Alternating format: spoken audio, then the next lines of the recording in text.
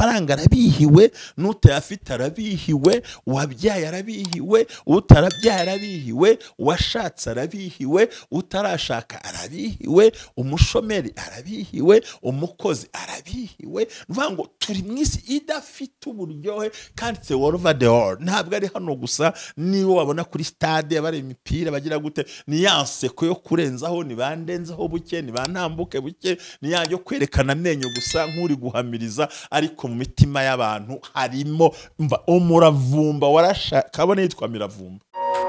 Ubumwe bw'Abera Ministries, amavuta kandagira amateka, ubuzima bugahinduka. Mwiyerekwa ry'umushumba Rivera Ntambabazi Jean Baptista ubwo yasengaga Imana yamuhishuriye abantu benshi batsikamiye n'amahoro y'Imana n'ubuntu bw'Imana n'umugambi w'Imana bize ku buzima bwawe. Rero kuri uyu munsi wo ku cyumweru turi mu kwezi kwa gatatu, ukwezi kw'amarira, ukwezi kw'amaganya, ukwezi kw'imiborogo, atari imiborogo y'urupfu, ahubwo ukwezi kw'imitima ishegeshwe. mu nyumve mu buryo ndimo sobanura.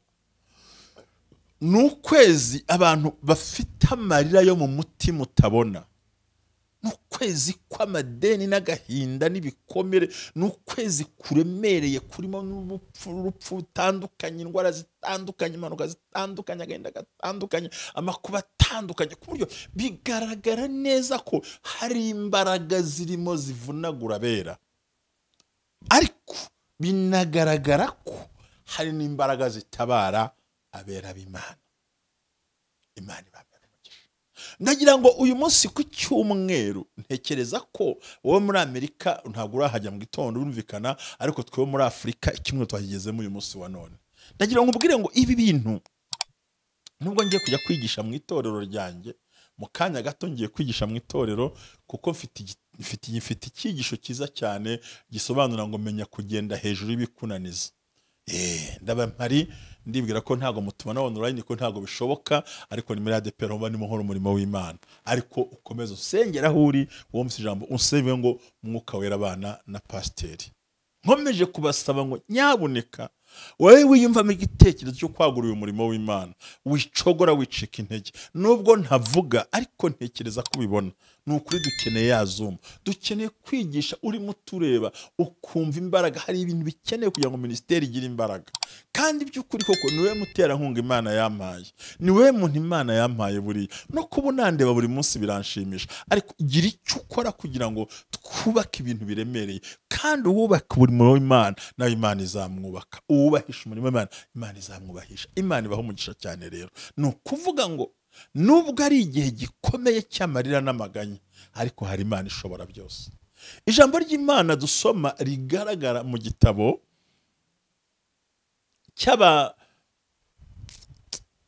cy'ibyahishuwe ibice 8 umurongo wa mbere, haravuga ngo nuko mbona abamarayika 7 bafite inzamba, cyangwa se bafite inzamba ni mu Kirundi, bafite impanda. Imana ishimwe. Bafite impanda ngo biteguye kuzivuza. Ngo ariko nitegereje ngo mbona ku ruhande hari undi mumarayika wa 8 wari ufite icyotero. Amagambo muzayasome.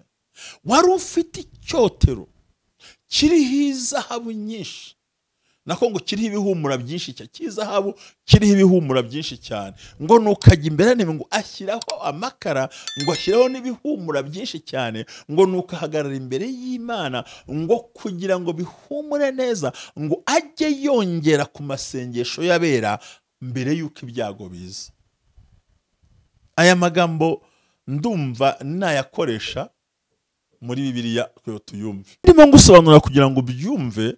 Nukuvuga ngo haravuga ngo uhereye ku murongo wa 2, mbona abamarayika 7 bahora bahagarara imbere y'Imana bahabwa impanda ndwi. Haza na marayika wundi ahagarara ku gicaniro afite icyotero cyacuze mu izahabu, ahabwa imibavu myinshi ngo yongere ku masengesho y'abera bose, ayishyire ku cya gicaniro cy'izahabu kiva mu kuboko cy'izahabu, intebe imbere y'Imana, umwotsi umwe w'umubavu uva mu kuboko kwa marayika ukazamuka imbere y'Imana, n'amasengesho y'abera. Urumva hari bamarayika 7 bagiye kuvuza impanda, ariko hari n'undi ufite amasengesho. Mu gusoza izi mbaraga dusenga tukwinginga, ndakubwira ngo nubwo ibyago n'amakuba bihari, ariko hariho isengesho ry'abera nshuti yanjye, ngo nukarangije ngo marayika 7, umva amagambo aryoshye cyane, ngo nuko marayika ajyana icyo cyotero acyuzuzamo umuriro ku gicaniro, akijugunya mu isi, hakurikiraho amajwi avuga n'inkuba zihinda n'imirabyo n'ishyitsi. Bivuze ngo mbere y'uko umwanza gushoraho ibyago, Imana yamaze gushyiraho uburinzi ku buzima bwawe. Come on. Mbere y'uko Satani, abarozi, abapagani, abacuragura, abasakuza, abohera, abavuma, abashika, abakurwanya, abagusebya, abagaya ibitero, mbere y'uko babikora, hari icyotero cy'amasengesho ngo byabanje wemenwa mu isi, kugira ngo byongere imbaraga z'amasengesho y'abera, kugira ngo zongere imikorere y'amasengesho y'abera b'Imana, uko basenga n'uko binginga. Listen.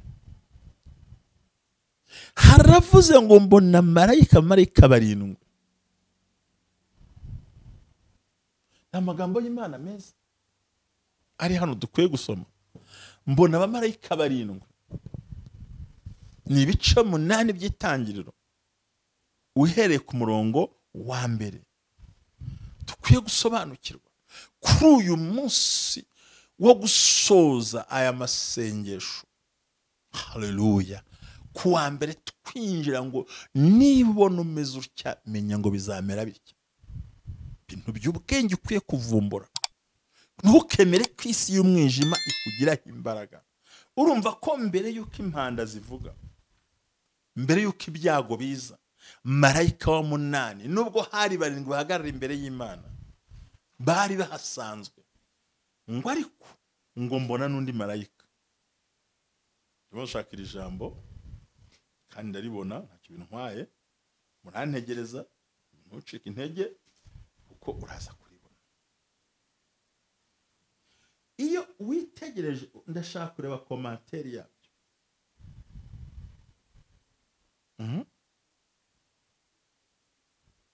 N'umurongo wa 2 uraza kuhumva. I saw the 7 angels who stand before God, and they were given 7 trumpets. Bahagarara bari imbere y'Imana, ariko barangije, then another angel with a gold incense banner came and stood in the altar, and great amount of incense was given to him to mix with the prayers of God's people as an offering on the gold altar before the throne. The smoke of the incense mixed with the prayers of God's holy people ascended to the God from the altar, while the angel has poured them out.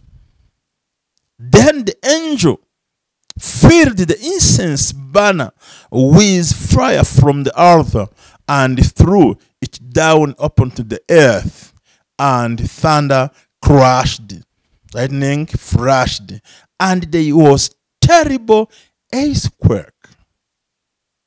Ndagira ngo ibintu banzu byumve. Hashatse kuvuga iki? Numvise nkeneye kubikubwira. Harabari bahagaze imbere y'iki? Y'Imana. Bahabwa impanda z'ibyago. Ariko hirya handi marayika wa 8 ngo wari ufite icyotero cyacuze mu izahabu, ngo ahabwa imibavu myinshi ihumura cyane, kugira ngo agende asuke ku gicaniro, narangiza gusukaho ngo bitume neza, ashyira ku gicaniro ngo agende yuzuza imibavu, ngo ijye igenda ihumura, ngo arangije ayimena mu isi. Shambo nakunze, nakoze mu cyongereza kugira ngo babashe kuryumva mu buryo ukwiye kubyumva. Then another angel with gold incense banner came and stood in the altar. And a great amount of incense was given to him to mix with the prayers of the God's people as an offering. Ari nabyo umukozi w'Imana Petero yavuze ngo nuko mu binzu z'umwuka wera zubatswe n'umwuka wera ngo kuyo duhinduke tubitambo bizima bishimwa no gusenga. Nuvuga ngo bihumura neza kandi ntibyagumye ubwo byasutswe mwisi. Niyo mpamvu basha gusengera mwisi irimo akaga, mwisi irimo amakuba, mwisi irimo ingorane ko warangiza imbaraga zitsinda ukazinyuraho kubera kuri gusenga Imana. So rero twitonde cyane. Ugomba kubyumva. Nuko abamarayika barindwi bafite impanda ndwi bitegura kuzivuza. Uwa mbere avuza impanda, hakurikiraho urubura n'umuriro bivanze n'amaraso bijugunywa mu isi. Nuko 1/5 cy'isi kirashya, 1/3 cy'ibiti nacyo kirashya. Urumva? Mbere yuko ibyago byisuka hakaza urubura n'amakuba n'ibyago, habanje kuba hari amasengesho. Ndagira ngo mbwire ngo mu byo uvuga byose, ibikubaho byose ni ukuri. Mbere y'amakuba habanje isengesho ku buzima bwawe, kandi ryakoze umuti. 1/3 kirapfa kirarangira. Marayika wa kabiri ntavuze impanda, ikimeze nk'umusozi munini waka umuriro kijunywa mu nyanja. 1/3 cy'inyanja gihinduka amaraso, 1/3 cy'ibyaremwe kirapfa, ifite byose birapfa birangirika. Urumva ni urupfa ariko abantu batabawe. Marayika wa gatatu avuza impanda, inyenyeri nini iva mu ijuru iragwa yaka umuriro, igwa muri 1/3 cy'inzuzi n'imigezi n'amasoko. Nabyo bigira gute? Iyo nyenyeri yitwa muravumba. 1/3 cy'amazi nibihinduka na pusinto, abantu benshi bicwa n'ayo mazi kuko bashaririwe. Urumva tugeze mu rwego ngo hahubuka inyenyeri yitwa miravumba. Muravumba tuzi ukuntu rura. Bivuze ngo niko kwa kwezi nabwira ko gusharira, ngo amazi arazarasharira, ngo abahanyoyeho bose barapfa. Turi mwisi ishaririye, turi mwisi yuzuye amafoto ari maseka ariko imitima yarashize. Turi mwisi y'abantu bambaye amabaze, imyenda ihenze, abantu basa neza ariko imitima yaraboze. Turi mwisi y'abantu bagenda mu modoka ariko akaba atwaye imodoka ahubwo ari imodoka ari imutwaye atabizi.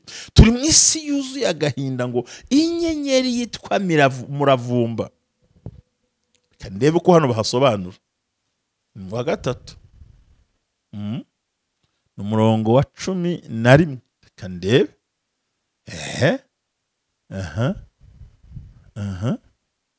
yego. Urumva ni inyenyeri mbi cyane rwose. Urumva bibaye ikibazo kandi gikomeye kije ku buzima. 1/3 kirapfa ndetse n'ibindi birangirika n'ukwezi, hazana ya nyenyeri. Mwijima uraboneka ngo bituma amazi yose ashaririye.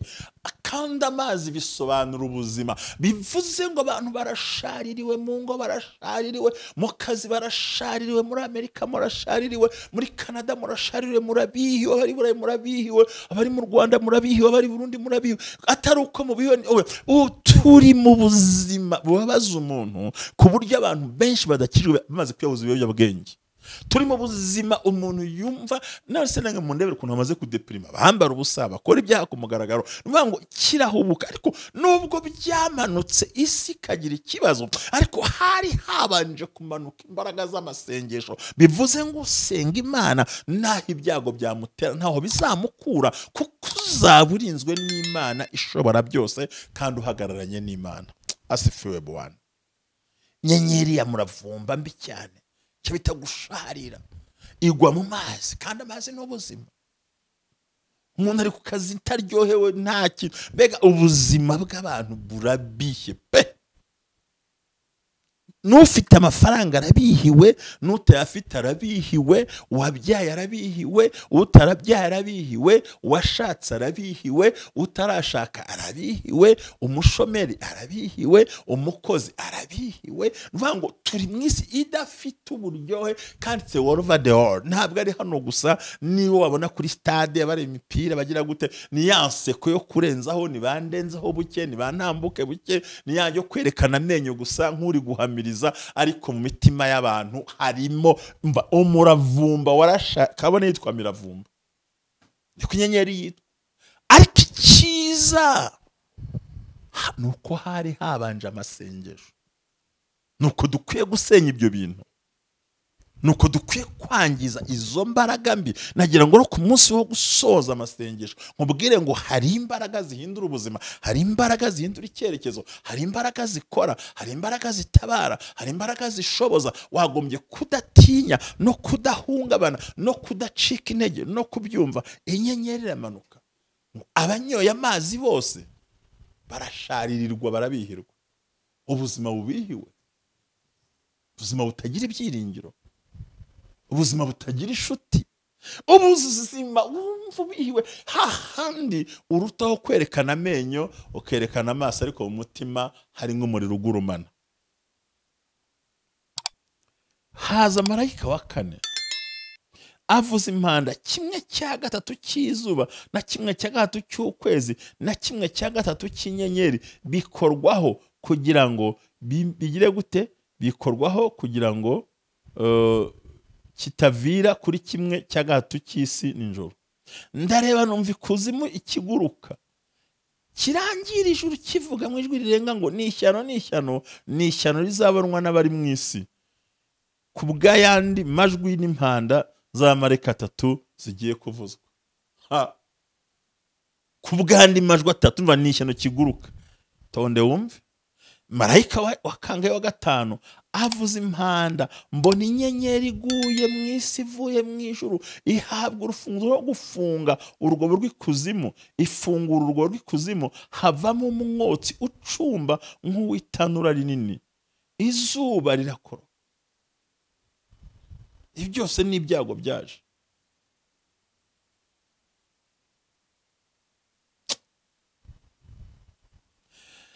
Ngo ziteze icyo zitwara ni ikintu gikomeye, ariko icyo mvuga hari hajemo n'imbaraga zo gusenga. Abantu barashaka urupfu barubura, bashake n'icyo bakeneye bakibura. Ibi tugomba kubyumva.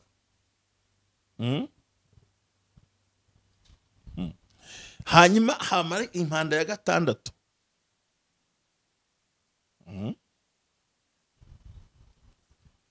Aha ni ibintu ntashaka gutindaho cyane, ariko umenye ko hajemo n'ifarashi y'umukara. Sobanura urupfu. Hazamo n'ifarashi ngo yerurutse.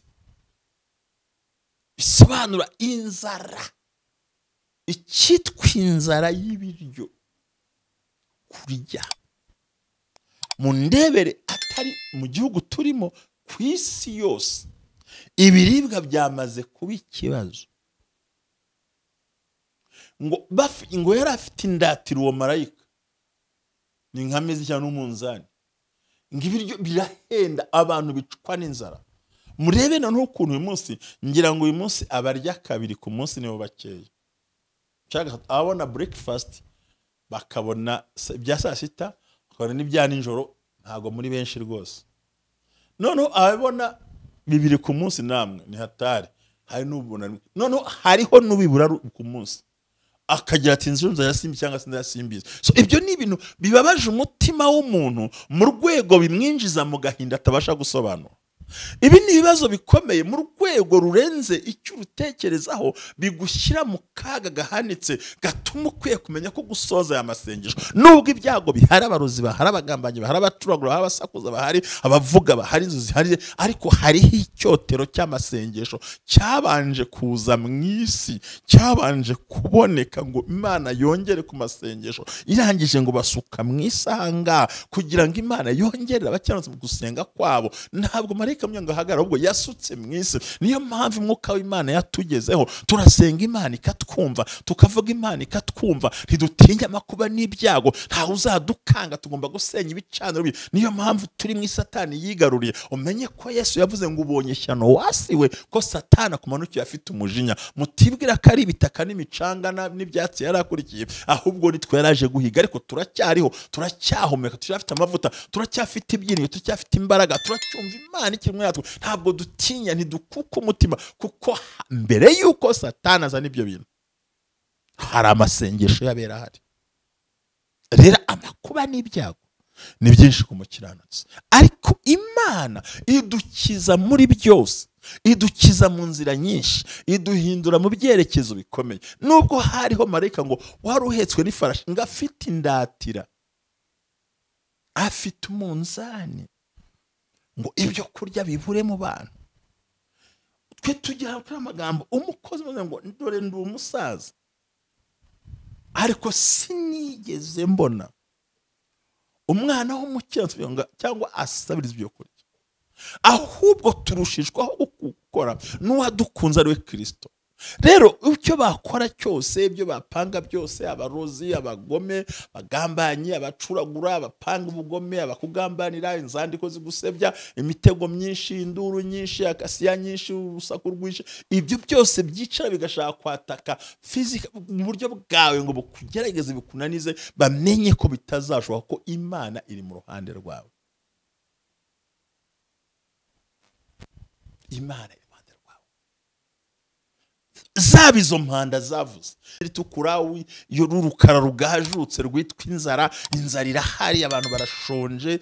Impamvu uvuze ngo baranashonje, none se ukorera nga? Reka tujye mu buzima busanzwe. Umuyede akorera 3, ubwo nuwo mu mujyi.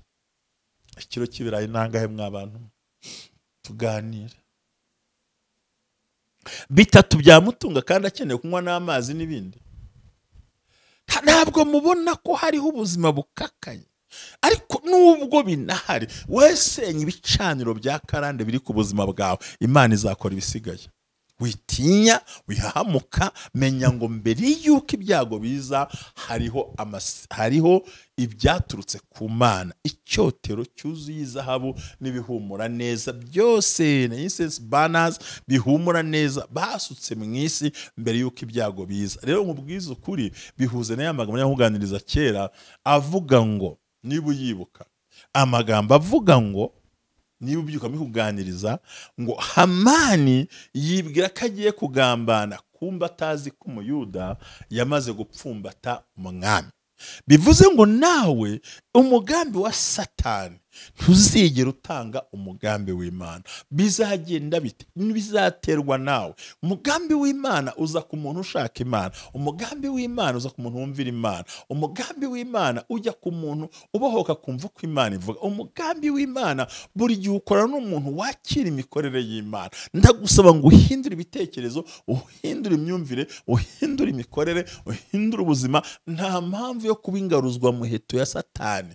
Kubita imbaraga z'abarozi ku mugaragaro. Haguruka weme urwana urugamba rwawe, rwanira uburenganzira bwawe, choices zawe, rwanira amahirwe yawe, rwanira gukora kwawe, rwanira icyo ushaka kugeraho. Wicogora, wicika intege, wisinzira utarabona icyo Imana yakugeneye. Aho nasomye ngo ntari ya Dawidi ngo ntishobora kuryama itabonye umuhigo. Ni ijambo rifite imbaraga, ndetse avuga ngo ntukime inkota amaraso ya, ntukime amaraso y'inkota. Nuvuga ngo nukurwana kugeze ku nsinzi, ukajya kuri on top uti ni iki nasabaga naragihawe. Imana iguha umugisha. Shalom shalom. Turayashoje ku mugaragaro, ariko nkubwira akantu gato ngiye gusoza. Nyaboneka twasenganye, turifuza ko dutera inkunga pe. Ndabivuze nta nkuru, ndabivuze rwose. Ndabivuze, ndashaka gukora ikintu, uzambaze ngo ni iki nshaka, nzakikubwira. Ufashe kuri uyu murimo, niwe Imana yahawe ubushobozi kandi kuzabinkorera. Imana iguha umugisha. Ndifuza ko nibura twatangira ukwezi cyo gusoza dufite ibyo turimo dukora, ekaro yimo yireba, ibintu byose ubibona, ko dukora ibintu nto tusengane na ya deliverance igaragara, umuntu ayibona, nta mpamvu yo gutinya niyo zo. Murakoze, muhabwe umugisha n'Imana. Kandi nukuri ni ku cyumweru, n'ituro riremewe, byose biremewe. Imana ibaha umugisha. Ndabakunda cyane. Shalom. Ubumwe bw'Abera Ministries, amavuta kandi agira amateka, ubuzima bugahinduka. Mu iyerekwa ry'umushumba Rivera Ntambabazi Jean Baptiste ubwo yasengaga Imana yamuhishuriye abantu benshi batsikamiwe n'amateka mabi, imuha amavuta ngo genda uyasuke kuri bariya ubuzima buhinduke. Amavuta akandagira amateka ubuzima bugahinduka.